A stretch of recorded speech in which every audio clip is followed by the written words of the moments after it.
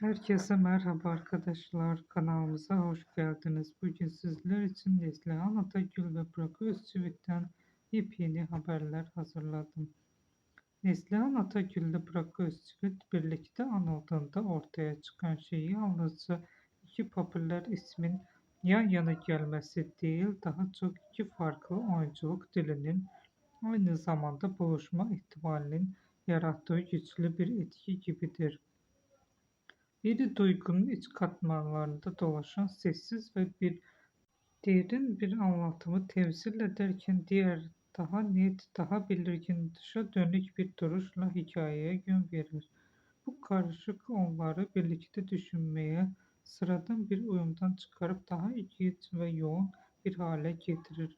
Neslihan Atagül'ün içsel ve akışkan oyunculuğu ise Burak Özçivit'in kontrollü ve güçlü ekran varlığı. Yan yana geldiğinde ortaya tek bir ton çıkmaz.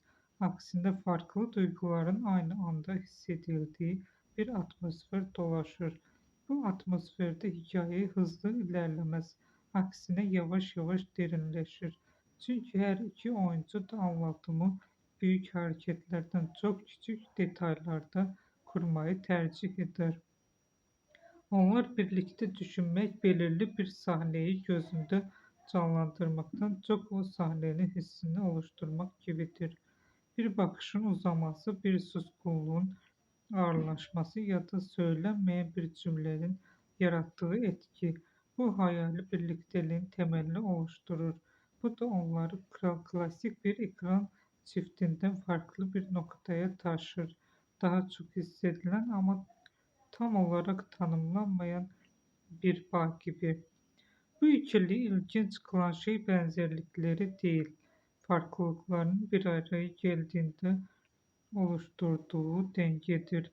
Çünkü bazen en güçlü hikayeler aynı dili konuşanlardan olur. Bugünlük benden bu kadar.